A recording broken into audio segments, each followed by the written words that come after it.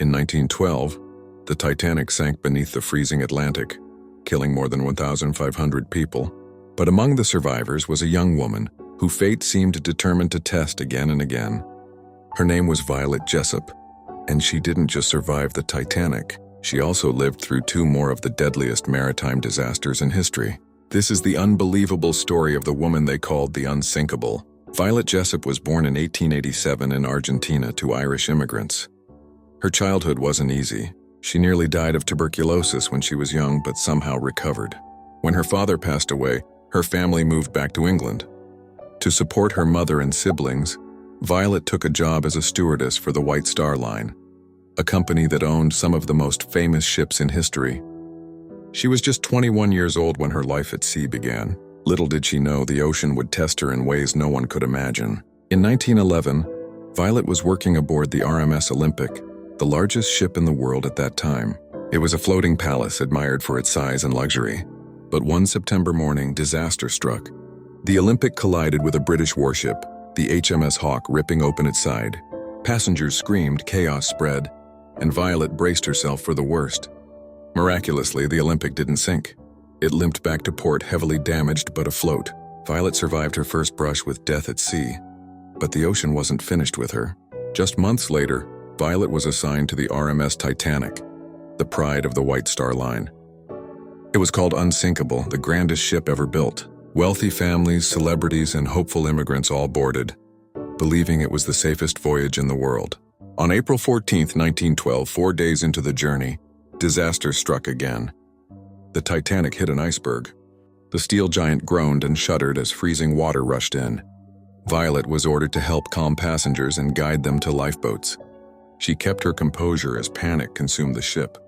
At one point, an officer placed a crying baby in her arms and told her to look after it.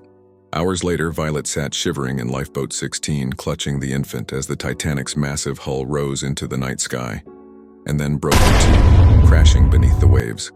She survived. Over 1,500 others did not.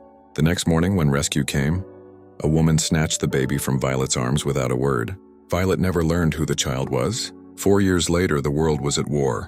In 1916, Violet served as a nurse on the Britannic Titanic sister ship, converted into a hospital vessel for World War I. On November 21st, as it sailed through the Aegean Sea, a massive explosion shook the ship. The Britannic had struck a German mine. Within minutes, the giant liner began to sink. Violet rushed to abandon ship, climbing into a lifeboat with dozens of others. But tragedy struck again. The lifeboat was sucked toward the ship's spinning propellers as the Britannic went under. Violet leapt into the sea to save herself. She hit her head hard against the lifeboat's keel, knocking her nearly unconscious. Somehow she survived once more. The Britannic sank in less than an hour, killing 30 people. Violet lived, but carried the scar on her skull for the rest of her life. Most people would have left the ocean forever after such horrors. But Violet returned to work. She continued as a stewardess for decades, serving on passenger liners long after the disasters. Friends said she had a strange calmness about her, as if she had accepted her fate at sea.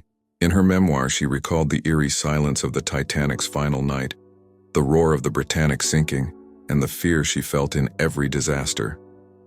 Yet she lived a long life, passing away peacefully in 1971 at the age of 83. They called her the Unsinkable Woman, not because she was fearless, but because she faced fear 3 times and survived each one. The Olympic, the Titanic, the Britannic. 3 of history's greatest maritime disasters, all endured by one extraordinary woman. Today, Violet Jessop's story reminds us of resilience, of fate, and of how sometimes survival is its own kind of heroism. The end.